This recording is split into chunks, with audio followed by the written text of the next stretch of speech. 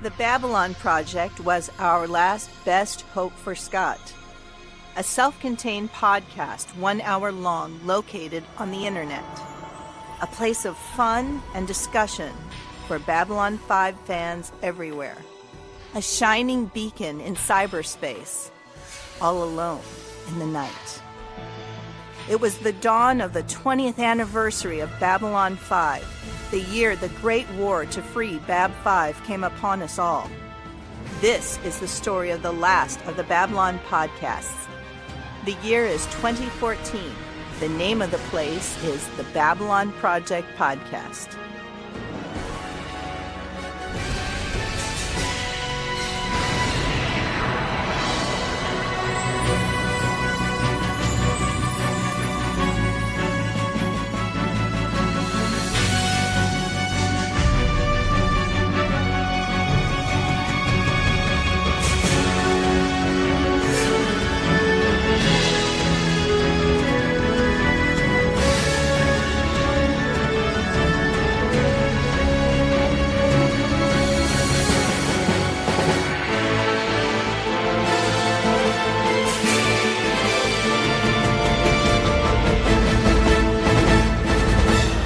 This is Maggie Egan, your ISN news anchor, and you're listening to the Babylon Project podcast. Thanks for listening.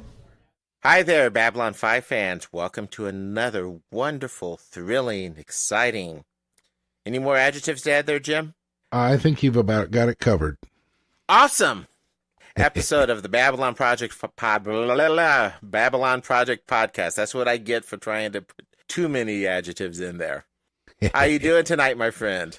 I'm doing very well. Oh, golly.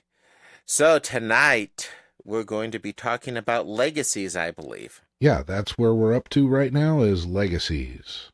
This is going to be a fun one. Introduces one of my favorite recurring characters of the series. And that would be?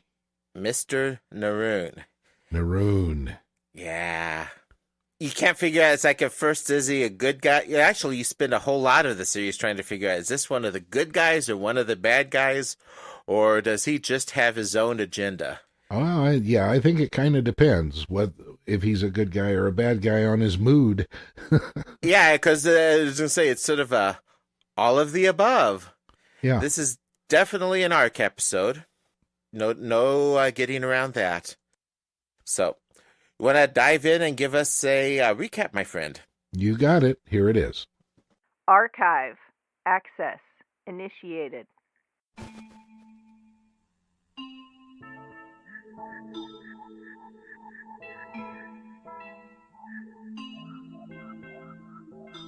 Sinclair and Garibaldi await the arrival of a Minbari war cruiser carrying the body of a great war leader recently deceased. As the ship approaches the station, it is reported that it has its gun ports open, making Sinclair uneasy. As he prepares the station's defenses, Delenn arrives to explain that the gun ports on the ship are open to honor the Shy Elite, Bromner. Bromner's body is being returned to Minbar, and on the way, his former executive officer, Neroon, is ordering stops at numerous ports of call, including Babylon 5. Sinclair, Ivanova, and Garibaldi lead an honor guard as the elite's body is brought on board in a solemn parade. Despite Delenn's disapproval of this display, she thanks Sinclair for making the arrangements as insisted upon by the Star Riders clan. Sinclair admits that he feels a little uneasy because Bromner was one of the Minbari warriors he faced on the Battle of the Line. The next day, they hold a ceremony in which Bromner's coffin is opened. It is soon discovered that the body is missing. Neroon is outraged by this and threatens war if the body is not found. Sinclair assures him that everything possible will be done to locate the elite's body. Garibaldi begins an investigation by talking to Natoth, who claims that the Narns had nothing to do with the disappearance, but she suggests that he check on the Pakmara. One of Garibaldi's men finds a piece of the elite's burial robes outside of Lort's quarters. Garibaldi and Neroon confront the Pakmara, who denies any knowledge of the theft. Garibaldi tells Lort that he and his fellow Pakmara will have to have their stomach contents checked. Following this, Dr. Franklin reports that there is no trace of anything Minbari in the stomach contents. Neroon becomes more frustrated and makes more threats to Sinclair. Later, as Sinclair enters his quarters, he is attacked by Neroon waiting for him in the dark. Neroon explains that he suspected that Bramner's remains could be easily hidden there because it would be the last place that security would look. Garibaldi arrives and tells Neroon that Sinclair's quarters have already been searched. Neroon leaves satisfied for the moment, and Garibaldi brings in Alyssa Belden, who will be discussed momentarily, who accidentally did a telepathic scan on Delenn, and she saw that Delenn knows what happens to the remains. Sinclair and Garibaldi confront Delenn and catch her with the cremated remains of Bramner. She explains that Bramner was actually a member of the religious caste and that his last wishes were to not have an elaborate funeral and that he did not want his death to be a monument to war. She goes on to say that she would have explained the disappearance as a true religious mystery. She further agrees to tell Neroon the truth. Delenn does indeed tell Neroon about what she had done, and he becomes quite angry. Delenn further tells Neroon, on the authority of the Great Council, that if he makes known what happened, he and his clan will be dishonored for not obeying Bramner's last wishes. Delenn further orders Neroon to privately apologize to Sinclair. Neroon agrees to stick to Delenn's story. Following his orders, Neroon meets with Sinclair and apologizes. Sinclair in turn tells Neroon that he admires his loyalty to the fallen warrior and will send his sentiments to Minbar. Neroon is impressed with Sinclair, and they part peacefully. In the episode's second plot, a young girl attempts to steal some jewelry from a vendor in the Zocalo. Ivanova and Talia observe as the girl tries to flee and then suddenly collapses on the deck. In MedLab, Dr. Franklin examines the girl, and Talia explains that she is a telepath who has experienced a mind burst, which usually takes place when telepathic ability manifests itself around the time of puberty. Talia wants to contact Psycor right away, but Ivanova states that she has committed a crime, and it is up to station personnel to deal with her. Later, the girl is disturbed by so much telepathic noise that she cannot rest. Talia helps her learn how to block it, and also learns that her name is Alyssa Belden. She has been living by her wits on the station for more than a year.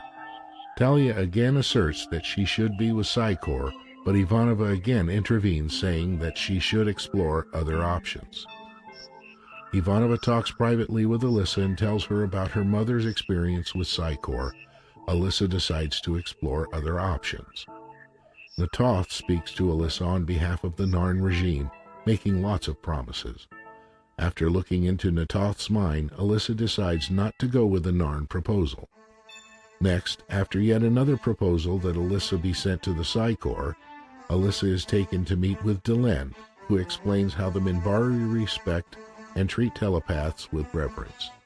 Alyssa scans Delenn and sees something incriminating involving Bramner's body and asks to leave. Later, Alyssa aids Sinclair in finding Bramner's remains, as mentioned earlier. Before leaving on a Minbari ship, Alyssa thanks Ivanova for helping her explore her options. Then Sinclair finds Alyssa and asks her if she saw anything else in Delenn's mind. She tells him that she saw just one word: chrysalis.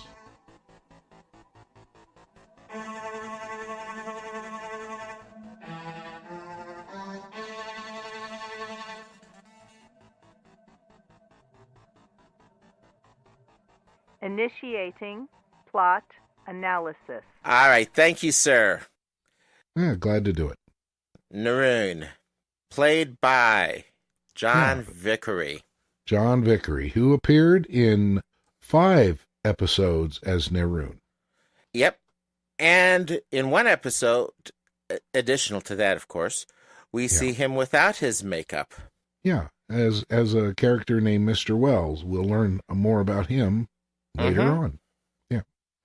He was also in one episode of Crusade as Mr. Wells.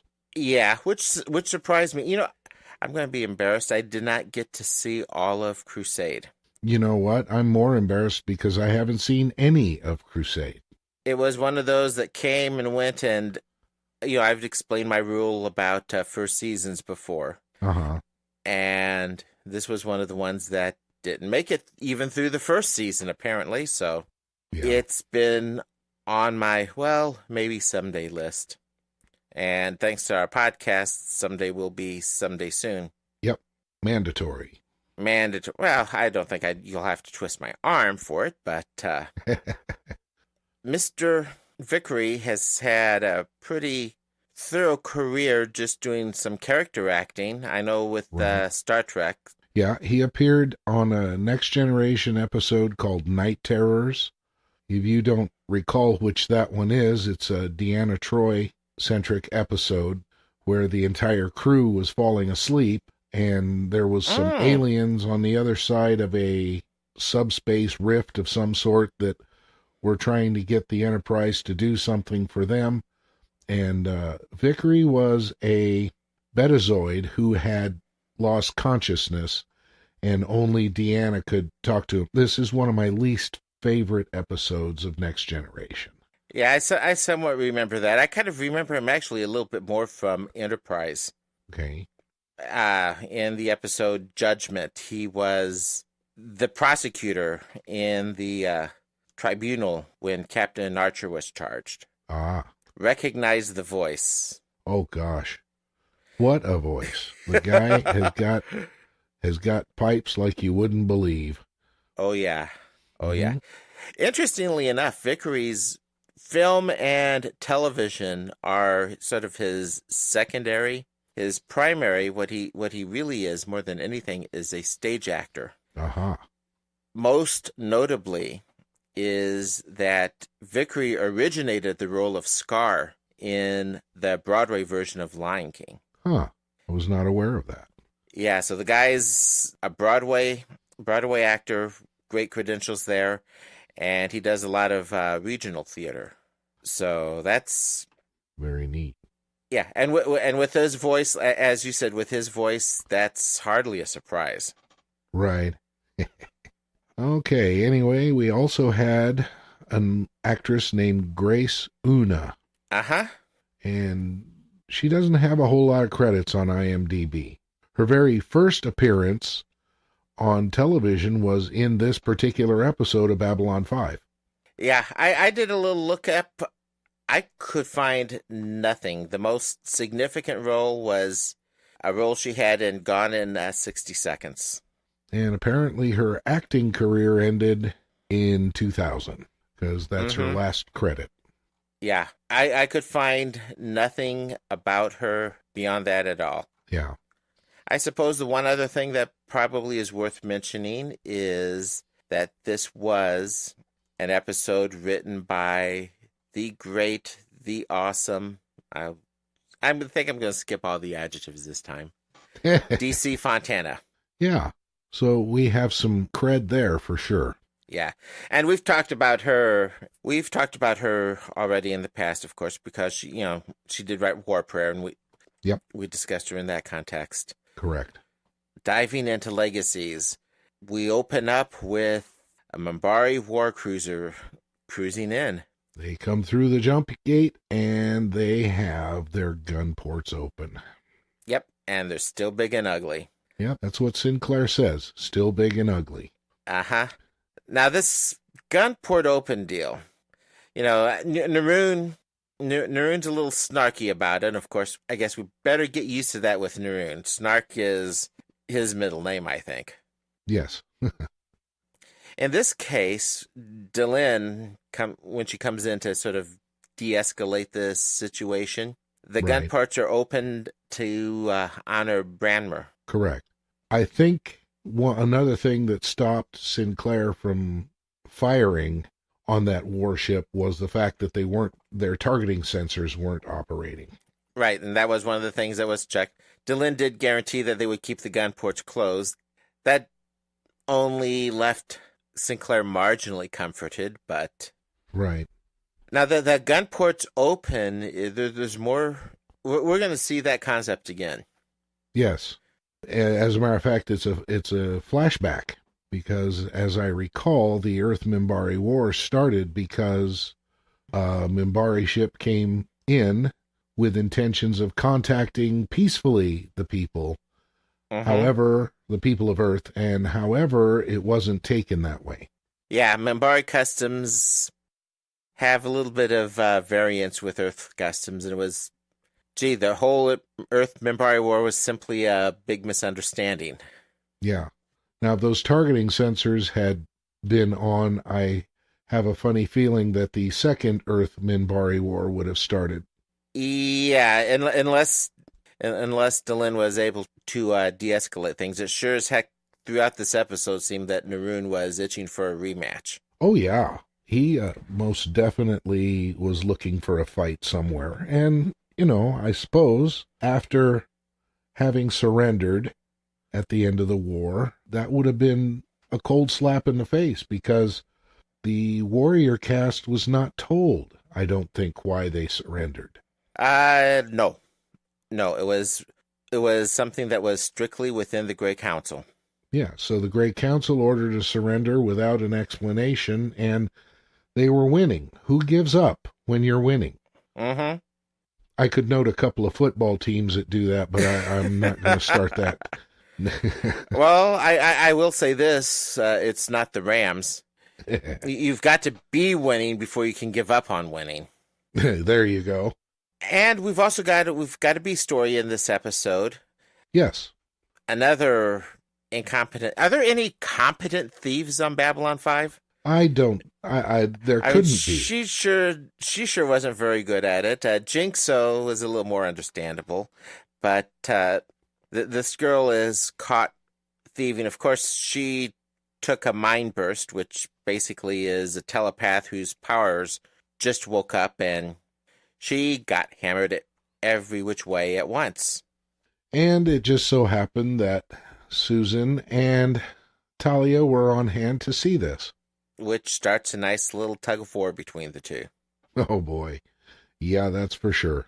Now, I will say this. The two stories do run pretty independent for most of the show, and then in the final acts, they really do a nice job dovetailing and completing each other.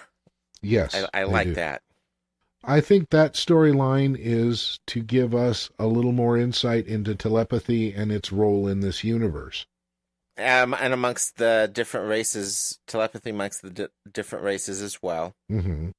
It does develop that part of the story. And I don't mean story as in this episode. I mean story as the Babylon 5 universe. Right. It does develop that very nicely, I think. Yes. So those are going to be our two main stories in this episode. Mm-hmm. And as Garibaldi so aptly states, if you ask me, this is going to be nothing but trouble. Yeah, and he turns out to be right. Oh, yeah, in spades. A few of the things that stood out, like I said, Neroon is all snark. And he brings it in with him at the very, very beginning. Yeah. I'll say in the initial greeting, Sinclair did a very nice job responding in kind as far as, attention to formality. Well, and that says a lot about Sinclair because he showed a lot of restraint because what Neroon actually did was walk in and start issuing orders. Mm-hmm. You will provide this space. You will keep everybody out. We will provide our own security. Just demands on top of demands. Yeah, and I'll say just as a little bit skip, in a lot of ways, Neroon's arrogance in that respect kind of created his own crisis. Mm-hmm. Oh yeah. Mm-hmm. Though a few scenes further down, when Neroon comes in and starts issuing, some more of the commands on the arrangements, blah blah blah, and Sinclair kind of shoves back and Delin intervenes on the two. I do have to admit, I like the way Sinclair essentially he dismissed Neroon. Yes. That was cool. Yep. Now I will also say, Delin did not, I mean, from the very beginning scene, she did not feel very comfortable with this parade. Yeah. Parading Branmer's body around. She just seemed a little put out by it from the very beginning. Yeah, there's a good reason for that comes up a little later. On the surface of it, though, her role is to maintain peace between herself and all the races. And, at first you might think that, yeah, she's... At least her official role. Yeah, you might think that she's uncomfortable with it for that reason. It turns out to be quite a bit more reason than that, though. Oh, yeah. So we cut over to Alyssa, who is now in MedLab. MedLab. And she is very uncomfortable. And we have Talia step in and try to help her out a little bit. Yeah, I loved that audio effect. It was a delay. Obviously, it was a delayed audio effect. But go back and look at it. They synced the delay. They synced the delayed audio to the characters' mouths. Right. So you were hearing the line first, and then you were seeing the line repeated with the character's lips actually moving. Yes. And it's... Go ahead. Well, and that would only make sense. But it's subtle. It's not something... The specifics of how it worked aren't going to be obvious unless you're actually looking for it. But it kind of fits into the whole area of... I mean, they were playing with the psychoacoustics, and there actually is a whole field called psychoacoustics. Okay. Back to Lisa, though. She's an orphan. Her father died. She's been on her own for a year. Yeah, she had to live by her wits for a year. And finally, she finally got caught up with. Now, you said something about being competent. She made it for a year. That's reasonably competent. Though she did make the mistake of opening her mouth when she picked up on something about Susan's mom. Yeah, but how could she know that? Of course, dealing with another telepath would bring that to the surface, and since Susan has such strong feelings on it, it would be hard not to be picked up on. And just the whole idea of the being orphaned and stuff is going to help trigger that, too. Yes. Or at least the mother's passing. But at any rate, Talia teaches her how to quiet all the background sounds so that she's not disturbed by that. Which I kind of find that kind of happened quite sudden. I'm sure it was because of time constraints on the show, but I would think more training would be required for something like that. If not that, at least there's the simple fact of desperation. Think about, like Franklin phrased it, going from being totally deaf to hearing rocket engines. Oh, yeah. You better adjust real fast or you're going to go insane. Yes. Unfortunately, we switch back to the funeral procession of Branmer. And yes. The reason I say unfortunately is because that Minbari parade music, even when it's Warrior Cast, just annoys the heck out of me. Didn't really annoy me, but it did stand out as being funny. And I don't mean haha funny, I mean strange funny. Okay. Explain. Oh, well, I'm trying to remember it. It was kind of sparse, I don't know. It just seemed to be ding ding ding ding ding ding ding. Boom, yeah. Boom boom. Ding ding ding ding ding ding ding. Boom boom boom. Yeah. But, I've heard enough music from other cultures that it didn't bother me at all. Okay, this is just another culture and their way of doing it. So yeah. Though the bells didn't. Well, the bells were almost Vulcanish. Yes, they were triangles instead of squares. But well, everything seems to be triangles with the Minbari. Threes, and threes. Yes, in fact, they fold the flag in threes. Right. I don't know. Do you think maybe this harkens back to their caste system of the three different castes? Yes. So. Worker, warrior, religious. And then we get the big surprise, which obviously you should have seen coming from a mile away, but Yeah. we know that, and it's obvious, but the characters in the story sure as heck don't. No. We have a missing body. The Shy Elite's body is not where it's supposed to be. No. And I don't think Neroon is particularly happy about that. He was not at all amused. He was very angry. Had no idea what happened, and everybody else was just as surprised as Neroon was. Mm-hmm. What I found interesting is Delenn, as they're meeting, and I guess the word I have to use is discussing it, though it was a little more heated. You notice how she goes from such great offense to Neroon getting more and more agitated. She goes to, well, it's almost like it's not that big of a deal. Yeah, her reaction was different. Admittedly, as you had said before, she's got her ambassadorial role, but even for that, she seemed to back off an awful lot. Yes.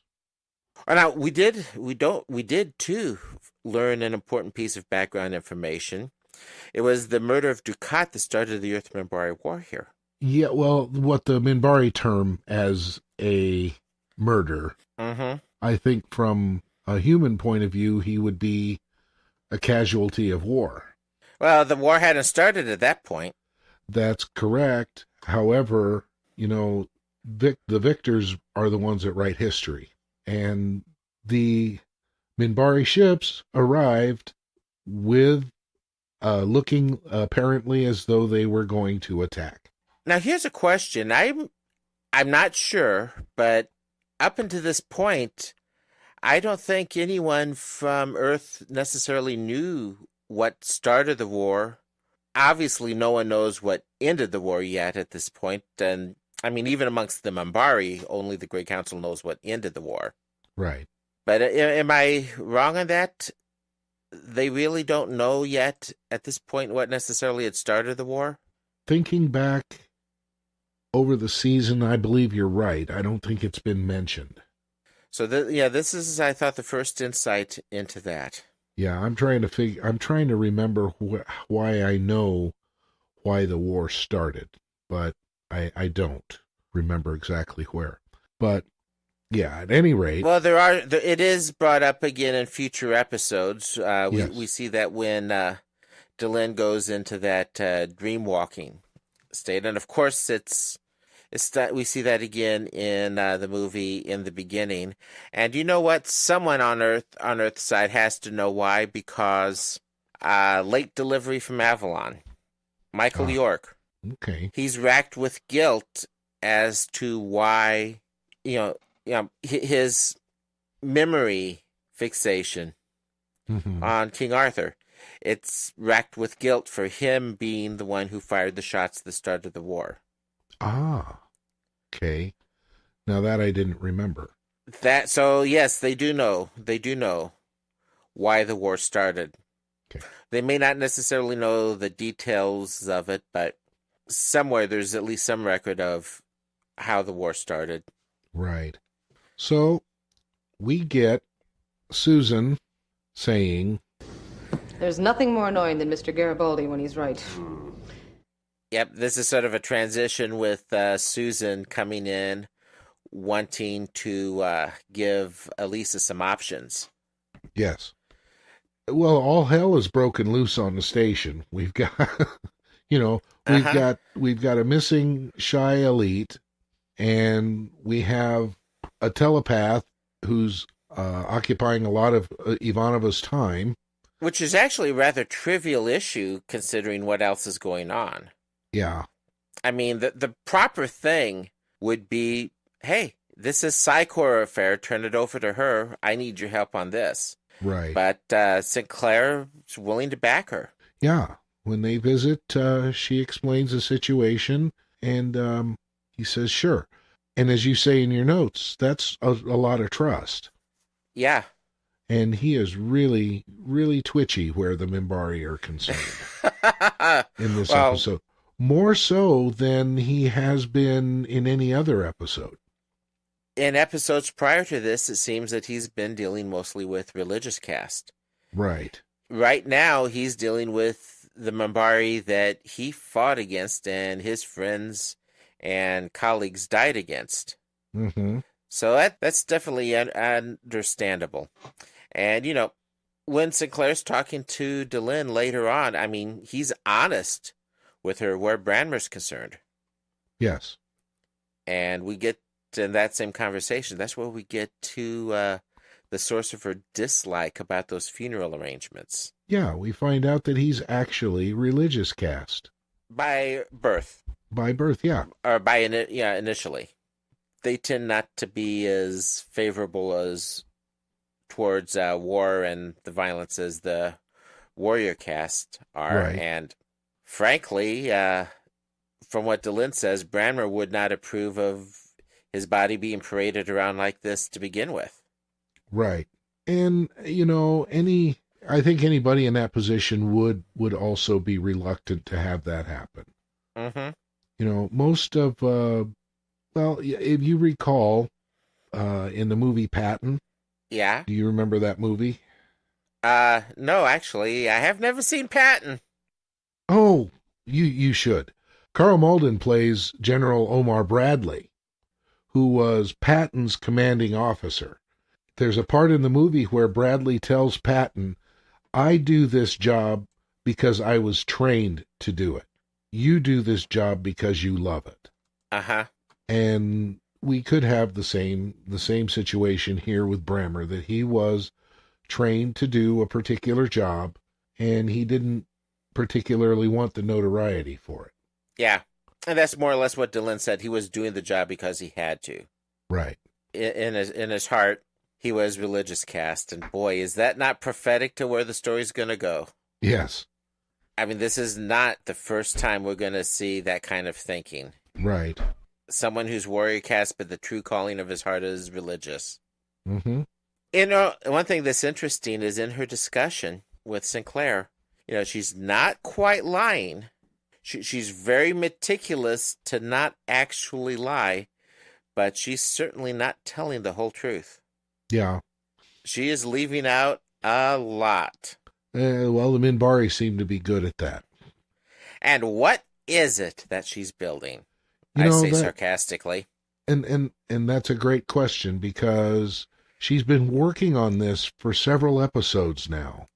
Just a little bit at a time, and we can see it evolving over time and getting bigger.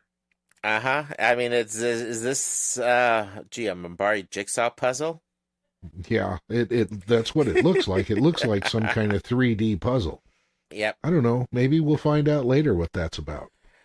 Gee, I wonder.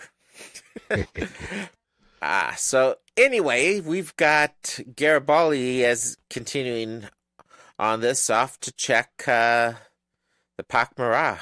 Yeah. He approached Natoth, and Natoth's, to find out what happened to Brammer's body, and Natoth says, well, we didn't have anything to do with it. What would we want with it? We don't need it, but you might check the Pak'ma'ra. Oh, gosh. Yeah. And you notice someone is setting up the Pak'ma'ra because they found part of Branmer's burial robes there. Yeah, that was really a tense moment when Neroon got a hold of that piece of cloth and realized what it was. And the Pak'ma'ra, they're not just carrion eaters; they're a bit of slobs as well.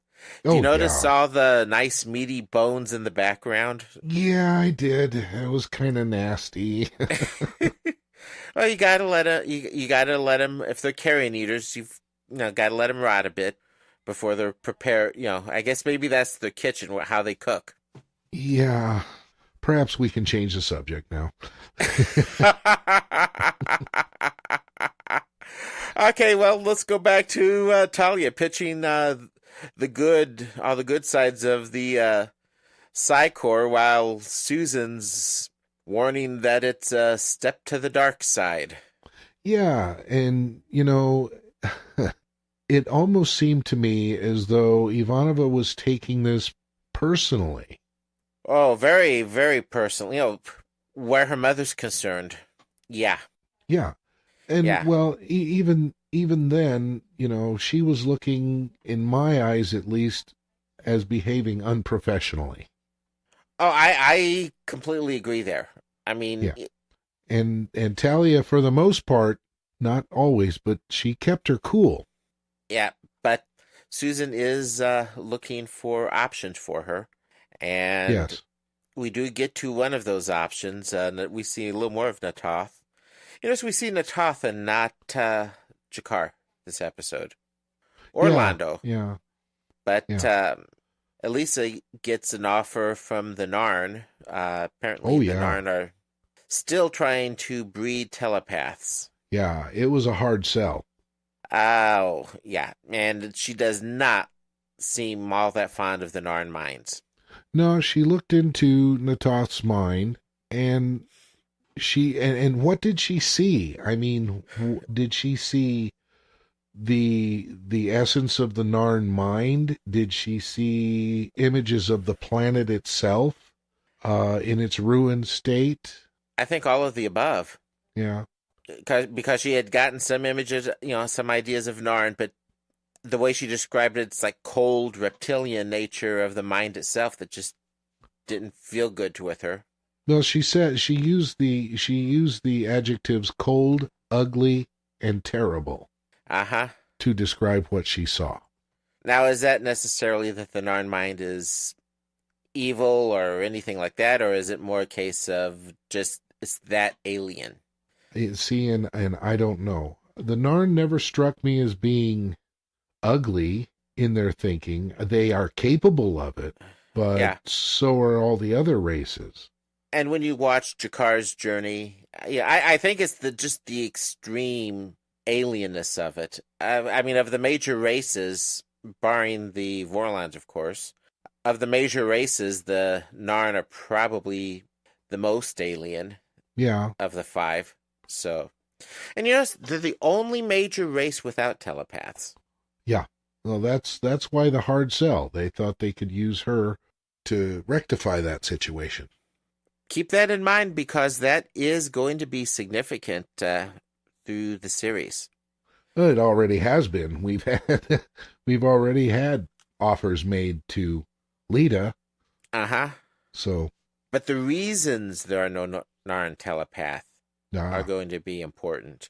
Yes. And what one wonders is if the Shadow War 1,000 years ago might have something to do with that darkness of the Narn mind, because they were, that was a shadow base. Well, it seems that the Narn know a lot about the shadows. Later on, isn't there a picture of a shadow ship in the Book of Jaquan? Oh yeah, that becomes extremely. In fact, that's one of the things that I was talking about, the significance of it, as the story goes along. On a lighter note, check her teeth. Yeah. Oh gosh. And Natoth thinks that Ivanova's being serious. Yeah. Yeah, that may be a good idea. Oh my gosh. Love it. Gotta love it. Yeah. The way the actress is able to play that role, though, that's why Natoth was such a popular character. Yes. Well, I've already started watching the first episodes of the second season. Uh-huh. And I'll tell you what, the new Natoth is a real letdown. If we didn't have Caitlin Brown this season playing Natoth, I don't think people would have been disappointed in her. But the way Caitlin defined the character, yeah, I think so. There's just no way anyone could fill fill those shoes. Yeah, I have to I have to nod to you on that one. Now, I do have to admit, I do have to voice one complaint from this scene, and it's one of a couple of complaints that I have on the episode, and this is more of a minor nitpick. Why in the heck did they put lights in the bed? Who is gonna sleep like that? Well, I don't know. Is it lights or is it a heating unit? I am most heating. My electric blanket doesn't glow. Well, but okay, let's think about this for a second. A reptilian race would be cold-blooded, but they're not in the Toth's quarters there. Oh, well, that's true. This is like the Star Trek reboot. The one thing that just I hated about the Enterprise bridge. Why are the floors lights? It's like, do you really want to be blinded every time you look down? Well, how else are you going to get that lens flare? Oh, God. Oh, gosh. And now you've got one of the things that's got me scared about the next Star Wars trilogy. But we're a Babylon 5 podcast, not a Star Trek or J.J. Abrams podcast. However, I should interject here that I did like the J.J. movies, so, I don't want any hate mail over that. I'll probably get hate mail the other direction now, but in any case. Oh, I can balance it out. The first movie was okay. I think the second movie, he had no business touching Khan. Oh, well. I mean, Ricardo Montalban defined that. Yeah. We better move on. Indeed. Well, now at least the hate mail will balance out. Right. There we go. Okay. We do get an update on the investigation here. Yeah, and Neroon's not happy about it at all. In a way, I really can kind of understand him being a little upset with that. Yeah. There was some physical evidence there, with the robes and stuff, tying it to the Pakmara, but I can still kind of understand his annoyance. Right. But, the guy just seemed to be looking for some way to start a fight. Uh-huh. And I don't even think it was necessarily start a rematch of the war. He just wanted to pick a fight, period. Well, they looked at the stomach contents of the Pakmara, and there was no evidence of Minbari DNA there whatsoever. Yep. Oh, gosh. And I had to burn 2 of my lab coats. Loved it. Yeah. I mean, come on. This is Neroon. Neroon is looking for a fight. As a matter of fact, indeed. If I didn't know better, I would say that one of the suspicions I would have first watching this episode the first time would be that Neroon hid the body so he could start a fight. The way he was playing it, the attitude he was playing it at, it did kind of have a bit of that feel to it. Right. I mean, this is one of the things I remember from way, way back, seeing it the first time. And it was, okay, in fact, you almost kind of expected him to have done it to try and get that rematch he so desperately wanted. Mm-hmm. Yeah. I mean, there's no doubt that he was itching for a fight. I mean, just a scene ahead, just to skip over the telepath for a moment, when he breaks into Sinclair's quarters and gets into a fight with Sinclair. Right. I mean, that there could have been considered an act of war. Well, yeah. Okay, well, we get a discussion between Talia and Susan again. And Talia yet again is asking more verbal catfighting. Yes, suggesting that Alisa needs to go to Earth and be with Psychor. Right. And Susan retorts. Yeah, what about that? Oh, wow. Yeah, we found Talia's touchy spot here. Yeah, we sure did. For Susan, it was her mother. For Talia, it is Jason Ironheart. Oh, yeah. We finally get Talia losing her cool. That was enough to get that got Talia going, and it just kind of degrades from there until Elisa lays them both out. Yeah, because, actually, in my mind, she's being shopped around like a commodity. In her mind as well, and she makes no bones about it. Because what's going on is we have Talia wanting to bring this girl to Psychor, which would be normal, and we have Susan not wanting her to go. In fact, that's the legal thing to do. Right. Wanting her to go anywhere but Psychor. Even knowing what the Narn would want her for, Susan takes her to talk to Natoth about it. Right. Right. As she gets a little bit bigger picture, she kind of backs away from that idea. Right. I mean, at least she's just not totally blind, just mostly blind. Right. So then we wind up with Elisa talking to Delenn.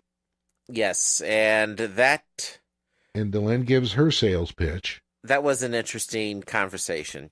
Well, and then if you watch Susan, she actually seems to me like she's endorsing the Minbari. Without really saying anything. Yeah. Exactly.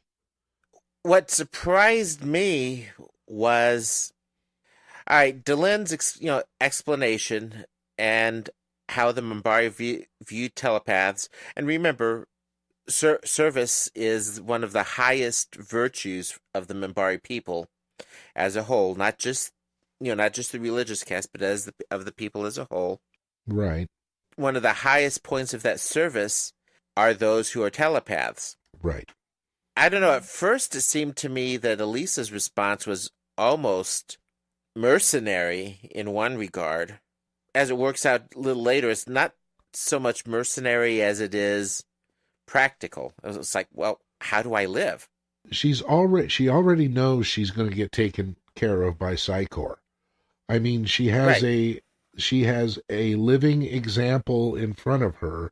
She has Talia Winters, who is obviously dressed nice and looks very nice and well taken care of.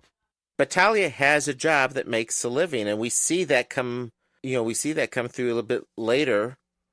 She's employed by the clients and partly employed by Psychor. They get a cut. Yeah. But Elisa has started shopping now. Yep. And she's comparing her options, and she's going to go for the best deal. Who wouldn't? No, yeah. Yeah, who wouldn't? Here's where our stories start to converge, though. Yeah, because she takes a peek. She takes a little bit of a peek into Delenn, too. Right. And we find some Minbari sneaking into where the body is lying in state, and they use a triluminary to take out the guards.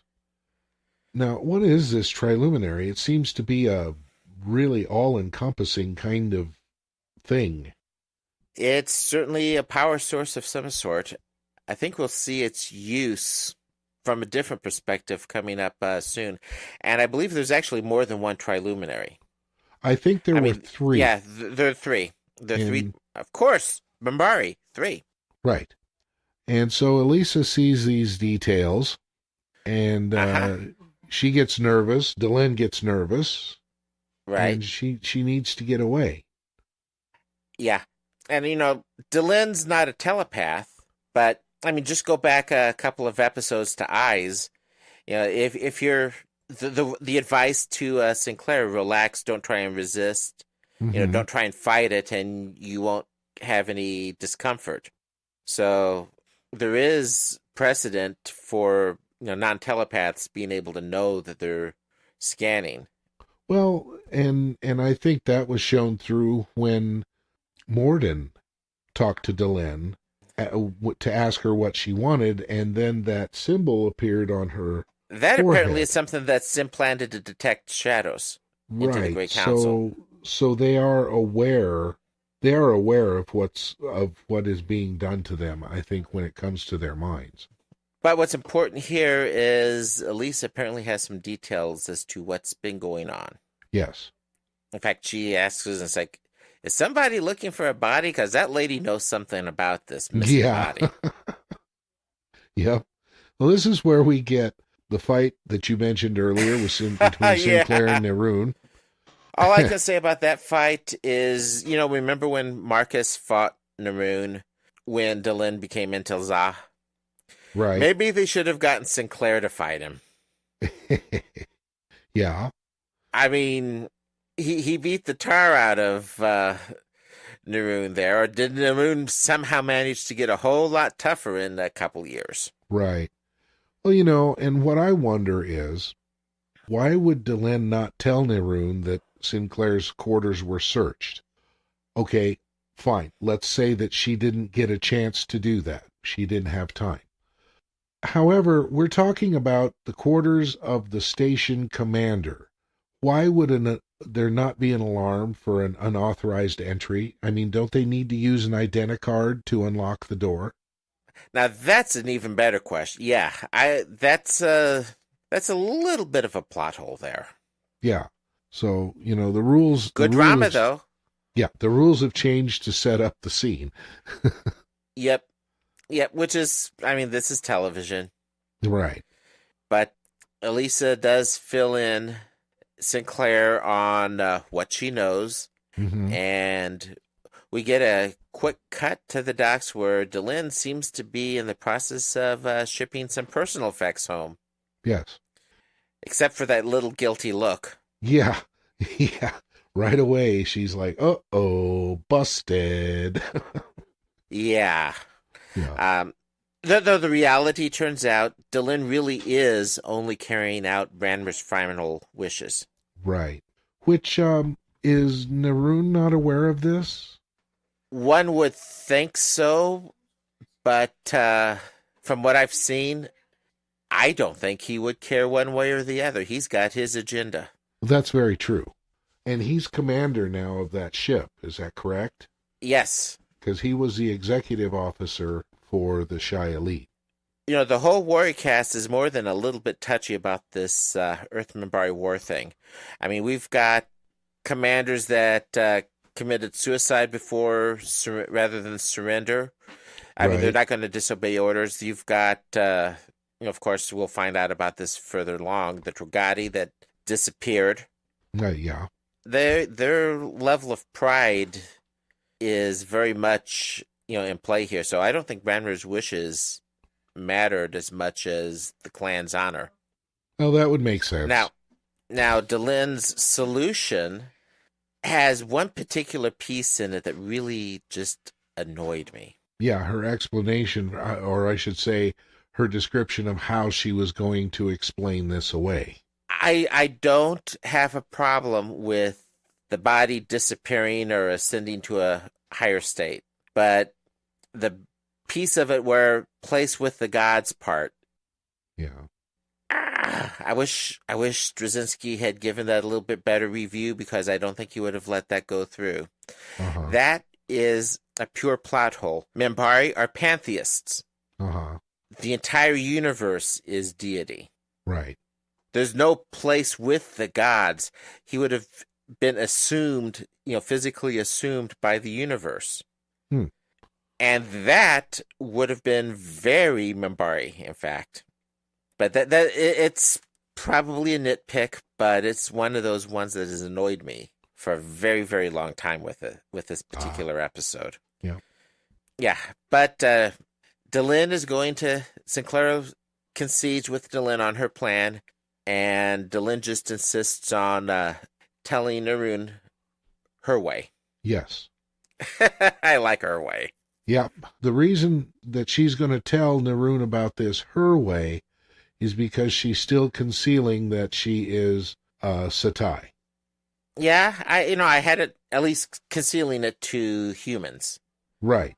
Because Neroon certainly knows that she's Grey Council. Well, all the Minbari that are close to her know this. Uh-huh. But I think she's still trying to keep this from Sinclair, because Sinclair saw her on the ship. Which still gets us back to that question, why is a member of the Great Council on Babylon 5? Well, yeah. But we're getting there. She has work to do. Yeah, we're getting there. Yes. Frankly, I think there is a little bit more to it behind telling Neroon her way than just that. Everything you've said and that I've said is absolutely 100% true. Mm-hmm. But how do I put it and keep our family rating? Her way is just a tad on the brutal side because she pretty much just slaps him into submission. Oh, yeah. Well, she pulls rank on him because she's a member of the Great Council. Yeah, it's not that she pulled rank. She enjoyed it. She was getting some payback here, I think. I don't know, because we don't have a history with Neroon and her. What would she be getting payback for? For his whole clan? For dishonoring Brenmer's last wishes? See, that now payback just doesn't seem to be something that would be in Delen's nature. Here I think I have to disagree with you. This will be one we'll probably have to agree to disagree because at the end of it, she pours salt in the wound. You're going to go to Sinclair and you're going to apologize to him. And now see, you see that as a punitive act on Delen's part, and I don't see it that way. I see it as the diplomatic side of it coming through. You need to go and apologize for being an ass. If it was diplomatic, it would have been done as publicly as Neroon's poor behavior was. Neroon's behavior didn't really affect anybody except Sinclair and himself. Yeah, but it was in front of all of his command staff. And plus, if Neroon had to do this in public, then that would dishonor him. Yeah, speaking of honor, mm-hmm. His apology did seem, and I believe it was, honest and sincere. I agree. It seemed like one warrior talking to another. And in fact, Sinclair's response of offering his testimony to Branmer really does a great job of restoring Neroon's honor. Yes. I mean, let's face it, his personal, whether it's public or not, his personal honor took a hit on this. Yeah. And what Sinclair does really goes a far way into restoring that honor. Dishonoring Neroon would not be to any advantage to Sinclair whatsoever. Mm-hmm. As a matter of fact, he could make very, very bad enemy of someone who could be very harmful. But he went far beyond what was necessary to that. He turned what could be an enemy into a potential ally in this. Oh, yeah. I agree. And I think, well, we'll let Neroon's own words tell this. Okay. There was no cause for me to attack you, Commander. Even less cause for me to threaten this station. I am ashamed to admit that my feelings for the Shire Elite led me to act improperly. There's no shame in wanting to honor him, Elite Neroon. I fought on the line against Brenmer. I saw his valor and leadership firsthand. Because his body disappeared here, I feel some responsibility toward the Minbari people. There is no higher testimony to a warrior's courage and skill than praise from his enemy. I would like to send that message to your homeworld in a personal message, a testimony to the Shire Elite. You will do this as an Earth Force officer? And as commander of Babylon 5. That is a great kindness. We fought long enough. Maybe it's time we started talking with one another. Brenmer's life was more significant than his battles. Let the warrior caste praise his courage in war, and let the rest praise him for what he truly was. A man of peace. You talk like a Minbari, Commander. Perhaps there was some small wisdom in letting all species survive. We like to think so. Until another day, then. Like I said, Neroon says it best, that you talk like a Minbari. Those are words that we're going to see coming back in flashback at some point. Uh-huh. And I'll tell you what, I love Neroon's sense of humor. There might have been some value in allowing your race to survive. Right. Or your species to survive. Oh, gosh. Now, we do close out with Elisa heading off. She's, as you had said, she had decided to take a position with the Minbari. Right. Not necessarily too surprising. It is a good arrangement. We're starting to see a little bit of cultural exchange happening through the series, in fact. I mean, Veer at one point, Sinclair at another point. And as she heads off, she throws in one final question to Commander Sinclair. Yes. What does chrysalis mean? Yeah. Well, stay tuned. We'll find out what that's about. Well, we do know it is the title of the final episode this season. Yes, it is. So, along with that, we seem to get Susan and Talia making peace with each other. Yes, finally. Yeah. Well, and going back to what it was at the beginning of the episode, because when Susan was sitting there at the bar, Talia came and sat down, and they nodded to each other. You know, right. Where I think a few episodes before, Susan would have gotten up and walked away without acknowledging her presence. It's, you know, there's a little bit, it's, I guess the best way to phrase it would be an unwilling friendship forming. Yeah. Well, a very cautious one on Susan's part. She's going to be very cautious. However, you'll notice that this peacemaking took place only after Ivanova won. Yeah. and the reason you're hearing hesitation in my voice isn't that I disagree with you. Uh-huh.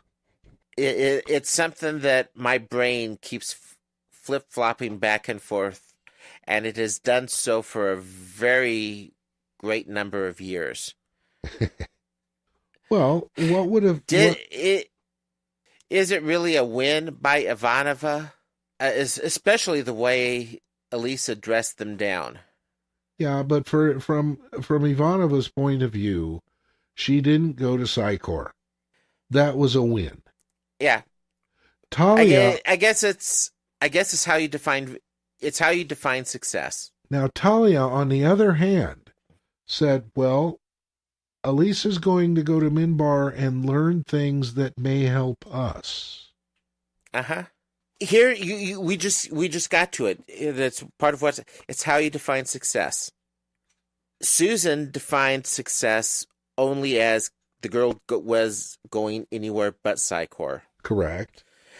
Talia was defining success as, especially after she got dressed down by Elisa, I think Talia was thinking more about what was best for the girl. Yeah, and what potential gains there could be in the future. Yeah. So I guess that's why I've always kind of struggled with, you know, did Ivanova win or was this a win-win? And we just hit it. It's because both had very different definitions of what was a success. Well, Talia's just more patient than Susan is. Yes. There's a lot of things that describe Susan, but patience is never one of them. Yeah, not in this case for sure. So we have the chrysalis statement, and off she goes. And off she goes with another big hugs. She is a huggy kid. Yeah, and you know, in my experience as a teacher, I have had students who want hugs. Oh, very much agreed. As a scout leader, I've run into it as well. And I'm pretty well okay with that till they get about into 6th grade. Now, I will say with her previous occupation of the last year, I'd be wanting to do a pat down to make sure I had everything after I got a hug from her. Well, I don't know about the pat down, but I definitely would check my wallet. Yeah. So, at any rate, so do you have any other thoughts about this episode? Well, a whole lot to like about it. A whole lot to like. It was a very entertaining episode all the way around. Very entertaining episode, yeah. Great entertainment from beginning to end would be one of my likes. Neroon, one of my favorite recurring characters of the series. Yes. And we get some insight into what's coming down the road without really revealing what's coming down the road. It's just... the arc. Yeah. Seeds are being planted for things to look out for in the future. Any particular likes for you, sir? For me, I think the girl did a real good job of acting like a young kid. I don't know how old she actually was, but she did very well acting like a confused teenager who was trying to survive on her own. I really liked the Susan Talia storyline there. Yeah, that is a great piece to watch as it develops. I keep rooting for them to be friends, and I know I've got to shut my mind off to the future, knowing what happens later on. Right. But you want to see Susan at least accept her as a friend. Yeah. As the Psychor arc develops throughout the series, we'll see a lot more in that regard. Well, and you gotta admit, Talia has been very, very respectful throughout the entire season. She has not overstepped her bounds. She resists doing deep scans on people unless she absolutely needs to. So, she's doing her best to be ethical. Yep. Did you have any particular dislikes on this episode? I had just 3. I felt very uncomfortable with Sinclair because he was uncomfortable. It seemed to me that he's been doing real well, despite being an officer, being a pilot at the Battle of the Line, dealing with the Minbari. He seems to have done really, really well until this episode where he just gets kind of nervous. Mm-hmm. And he also tends to become a little bit combative. Not near like Neroon, but yeah, that made me uncomfortable. Old wounds. Yeah. But in that regard, that could be getting the response that was desired. Right. And I would really, really like to know what Elisa meant by what she said as far as the Narn's mind, Natoth's mind was concerned, being cold and ugly. Mm-hmm. At my end, the 3 dislikes I've already mentioned, and we've already discussed the first. Mm-hmm. The reference to taking his place with the gods, really just, in my opinion, it was a plot hole. Or more of not so much of a plot hole, but a mythology hole. Yeah. Because they've already established enough of Minbari theology. I mean, they haven't sat down and necessarily had like the full discussion that they'll eventually have in a couple seasons, but it's still enough to get the idea. And Straczynski had to have their belief system ironed out. That was pretty clear from the onset. That was the biggest thing that annoyed me. The other 2 things are in just decreasing orders of significance. Is why didn't they have her talk to the Centauri? I mean, it's certainly clear that there are Centauri telepaths. Psychic abilities amongst the Centauri is pretty well established. Huh. That for me, that was a big, huge missing plot point. Yeah, perhaps we had time constraints too, because did we even see Londo in this episode at all? We did not see Londo, we did not see Veer. We did not see Jakar, just Natoth. Right. So, I don't know, perhaps it wasn't considered necessary to the plot line. It wasn't necessary to the plot line. Of course, the Centauri, they're about as mercenary as you can get as far as financially. So I can speculate. It'd be a response I would almost expect from Londo is, how much would you pay me to take her off your hands? Yeah. So, third dislike, and this will be more of a humorous nitpick. And my wife mentioned it, and I've not been able to get it out of my head since that hairstyle Talia had for that episode. Arg! It didn't distract me. I don't know. I don't recall. I don't recall what it looked like. It was very severe. It just was a very, very severe hairstyle. Uh-huh. But like I said, that is about as trivial as it gets. Yeah. Well, I think we've picked this one apart. Beyond to death, if we're talking about the hairstyles, way beyond to death. So we have coming up A Voice in the Wilderness, which is a two-parter. Right. And folks, we're going to have to take this as two separate episodes. Yes. There is so much in each of them that there's no way we're going to... It'd be insane to try and do it all at once. Yes. There's a lot there. And they are, actually, as I watched them, they are separate episodes. Yeah, they really are. They need each other, but they are separate pieces. Yes. Babylon Squared, which is one of the fans' all-time favorite eps. And then Quality of Mercy, and then we wrap it up with Chrysalis. Yeah, we get a definition for what Elisa said. Yeah, I do think we will. Well, that about does it for us, I think. I think that does. So let's go ahead and take it on out. Okay. No boom today? No boom today, but maybe boom tomorrow. Boom tomorrow. There's always a boom tomorrow. There is indeed. Good night, folks. Good night, everyone. Podcast terminated.